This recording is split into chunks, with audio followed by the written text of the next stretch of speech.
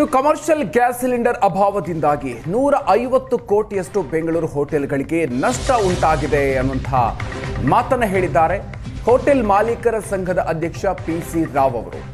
ಬೆಂಗಳೂರು ಹೋಟೆಲ್ಗಳಿಗೆ 150 ಕೋಟಿಯಷ್ಟು ಆದಾಯ ನಷ್ಟ ಆಗಿದೆ ಅನ್ನುವಂಥ ಮಾಹಿತಿಯನ್ನು ಕೊಟ್ಟಿದ್ದಾರೆ. ದಿನದಿಂದ ದಿನಕ್ಕೆ ಹೋಟೆಲ್ಗಳು ಬಂದ್ ಆಗುವಂತ ಸಂಖ್ಯೆ ಹೆಚ್ಚಾಗ್ತಾ ಇದೆ. ಕಳೆದ ವಾರ 100 ಕೋಟಿ ಇತ್ತು, ಈ ವಾರ 50 ಕೋಟಿ ನಷ್ಟ ಆಗಿದೆ. ಗ್ಯಾಸ್ ಸಿಲಿಂಡರ್ ಸಮಸ್ಯೆಯಿಂದಾಗಿ ಈ ರೀತಿಯಾಗಿ ಹೋಟೆಲ್ಗಳು, ಬೆಂಗಳೂರಿನ ಹೋಟೆಲ್ಗಳು ಸುಮಾರು 150 ಕೋಟಿ ರೂಪಾಯಿಯಷ್ಟು ಆದಾಯ ನಷ್ಟಕ್ಕೊಳಗಾಗಿವೆ ಅನ್ನುವಂಥ ಮಾಹಿತಿಯನ್ನ ಹೋಟೆಲ್ ಮಾಲೀಕರ ಸಂಘದ ಅಧ್ಯಕ್ಷ ಪಿಸಿ ರಾವ್ ಹೇಳಿದ್ದಾರೆ. ದಿನದಿಂದ ದಿನಕ್ಕೆ ಗ್ಯಾಸ್ ಸಮಸ್ಯೆ ಬ್ಯಾಕ್ ಟು ವರ್ಸ್ಟ್ ಆಗ್ತಾ ಇದೆ. ಈಗಾಗಲೇ 100 ಕೋಟಿಗಿಂತ ಹೆಚ್ಚಿಗೆ ನಷ್ಟವಾಗಿದ್ದು, ಈ ವಾರದಲ್ಲಿ ಮತ್ತೊಂದು 50 ಕೋಟಿ ಹೆಚ್ಚುವರಿ ನಷ್ಟವಾಗಿದೆ. ಈ ರೀತಿ ಗ್ಯಾಸ್ ಸಮಸ್ಯೆಯಿಂದ ಬಹಳಷ್ಟು ಹೋಟೆಲ್ಗಳು ಮುಚ್ಚುವುದರ ಜೊತೆಗೆ ಅನಿವಾರ್ಯವಾಗಿ ತಿಂಡಿ ತಿನಿಸುಗಳನ್ನು ಕಡಿಮೆ ಮಾಡಿರುತ್ತಾರೆ. ಸಮಸ್ಯೆ ಬಗೆಹರಿಯುವಂಥ ಲಕ್ಷಣಗಳು ಕಾಣುತ್ತಿಲ್ಲ.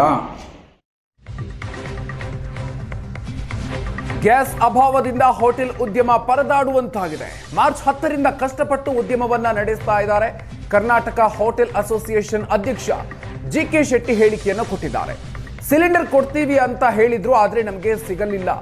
ಹೋಟೆಲ್ಗಳಿಗೆ 50% ಸಿಲಿಂಡರ್ ಸಿಕ್ಕರೆ ಉದ್ಯಮವನ್ನ ನಡೆಸಬಹುದು ಅಂತ ಹೇಳಿದ್ದಾರೆ. ಸೋಮವಾರದಿಂದ ಗ್ಯಾಸ್ ಸರಬರಾಜು ಆಗುತ್ತೆ ಅನ್ನುವಂಥ ನಿರೀಕ್ಷೆ ಇದೆ ಅನ್ನೋ ಮಾತನ್ನು ಕೂಡ ಕರ್ನಾಟಕ ಹೋಟೆಲ್ ಅಸೋಸಿಯೇಷನ್ ಅಧ್ಯಕ್ಷ ಜಿಕೆ ಶೆಟ್ಟಿ ಹೇಳಿದ್ದಾರೆ.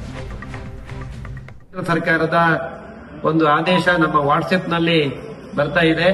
ಅದರ ಪ್ರಕಾರದಲ್ಲಿ 50% ವಾಣಿಜ್ಯ ಗ್ಯಾಸ್ ಸಿಲಿಂಡರ್ ನಮ್ಮ ಎಲ್ರಿಗೂ ಸರಬರಾಜು ಆಗುತ್ತೆ ಅನ್ನುವಂತ ಆದೇಶ ಕಾಣ್ತಾ ಇದೆ.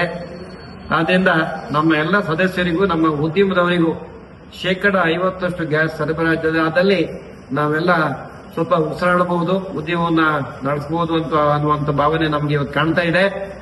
ಈ ರೀತಿಯಲ್ಲಿ ನಮಗೆ ಇಂಥ ಒಂದು ಕ್ಲಿಷ್ಟ ಪರಿಸ್ಥಿತಿನಲ್ಲಿ ಈ ಒಂದು ವ್ಯವಸ್ಥೆಯನ್ನು ಮಾಡಿಕೊಟ್ಟಂತಹ ಕೇಂದ್ರ ಸರ್ಕಾರದ ಪ್ರವಾಸೋದ್ಯಮ ಸಚಿವರಿರ್ಬೋದು, ಪೆಟ್ರೋಲಿಯಂ ಸಚಿವರಿರ್ಬೋದು, ಕೇಂದ್ರ ಸರ್ಕಾರ ಇರ್ಬೋದು, ಹಾಗೆಯೇ ನಾವು ತಿಳಿದಂಗೆ ಹಲವು ಬಾರಿ ಕೇಂದ್ರ ಸರ್ಕಾರವನ್ನ ಎಚ್ಚರಿಸಿದ ಅಥವಾ ನಮ್ಮ ಪರವಾಗಿ ಮನವಿ ಬರೆದಂತಹ ಮಾನ್ಯ ಮುಖ್ಯಮಂತ್ರಿಗಳಿರ್ಬೋದು, ಅದಲ್ಲದೆ ಎಲ್ಲ ಮಾಧ್ಯಮದವರು ಈ ಒಂದು ಪರಿಸ್ಥಿತಿಯ ಗ್ಯಾಸ್ನ ಒಂದು ಹೋಟೆಲ್ನವರ ಪರಿಸ್ಥಿತಿಯನ್ನ ಎಲ್ಲ ಮಾಧ್ಯಮದಲ್ಲೂ ಪ್ರತಿಬಿಂಬಿಸೋದ್ರಿಂದ ನಮ್ಮ ಕೂಗು ಸರ್ಕಾರಕ್ಕೆ ತಲುಪಿ ಒಂದಷ್ಟು ಪರಿಹಾರ ಸಿಗುವ ಆಶ್ವಾಸನೆ ಇವತ್ತು ನಮಗೆ ಸಿಕ್ಕಿದೆ.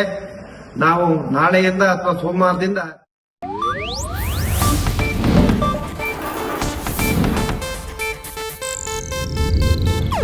ಇದು ಏಷ್ಯಾನೆಟ್ ನ್ಯೂಸ್ ನೆಟ್ವರ್ಕ್ ಪ್ರಸ್ತುತಿ.